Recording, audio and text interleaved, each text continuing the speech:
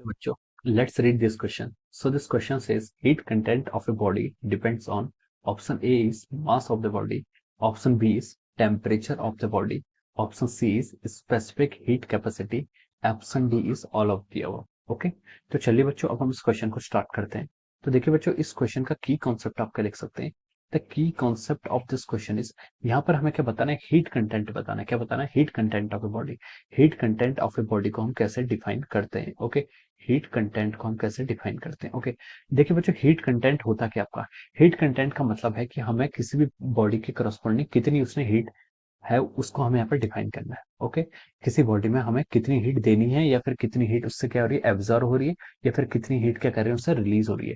इसे हम क्या बोलते हैं? आपका हीट कंटेंट बोलते हैं। अब देखिए, जो हमें ऑप्शंस दिए हुए हैं इसमें हमें मास, टेम्परेचर और स्पेसिफिक हीट के टर्म में बताना है। ओके, तो देखिए कौन सी ऐसी क्वांटिटी है जिसको हम यहाँ पर इन तीनों टर्म्स के टर्म पर लिख सकते हैं।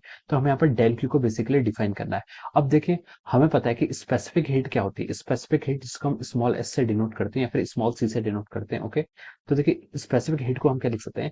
Specific heat is defined as the amount of heat which is required to raise the temperature of a 1 gram of substance by 1 degree. Okay, कैसे डिफाइन करते हैं? डेल क्यू के आपका amount of heat which is required to raise the temperature of a 1 gram of a substance. 1 gram substance के लिए मैं यहाँ पर एम को डिनोट कर रहा हूँ। Okay, amount of heat which is required to raise amount of heat के लिए हमने डेल को यूज कर लिया। Amount of heat which is required to raise the temperature of a 1 gram of a substance by 1 degree. 1 degree के लिए हमने डेल्टी use कर लिया। ओके, तो ये हमारी क्या हो जाती है? This is called the definition of our specific heat. ये क्या हो जाती है? आपकी स्पेसिफिक हीट की डेफिनेशन आ जाती है। अब हम यहाँ से क्या लिख सकते हैं? देखिए डेल क्यू को क्या लिख सकते हैं हम? M S into delta T. Okay, ये क्या हो जाता है आपका? M S into delta T. Okay, तो ये आपका क्या हो जाता है? This is the heat. देखिए, अगर आप किसी भी सब्सटेंस को, अगर आपका कोई भी स्टेट पर आपका मैटर एग्जिस्ट करता है, अगर आप उसको हीट क्या करते हैं? देते हैं, यानी कि आप क्या कर रहे हैं? हीट उस पर देते हैं, तो आप उसको डेल क्यू का लेते हैं, पॉजिटिव लेते हैं। तो वो जो हीट होती है वो क्या करती है? उसके टेम्परेचर को रेज करने में क्या होती है? यूटिलाइज हो जाती है।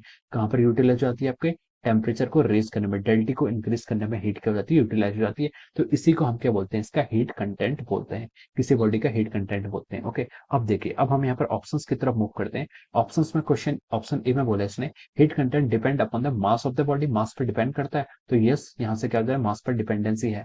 ऑप्शन बी में बोला इसने temperature of the body, temperature पर भी डिपेंड करता है, तो यस, आपका बी पर भी डिपेंड करता है। ऑप्शन सी में बोला स्पेसिफिक हीट कैपेसिटी, तो देखिए स्पेसिफिक हीट कैपेसिटी एस पर भी यहाँ पर डिपेंड करता है।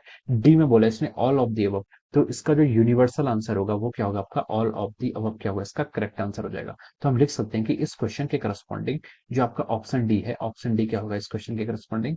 is the correct answer of this question. Okay, option D will be the correct answer of this question. Okay, so I hope you all understood this concept. All the best and thank you so much.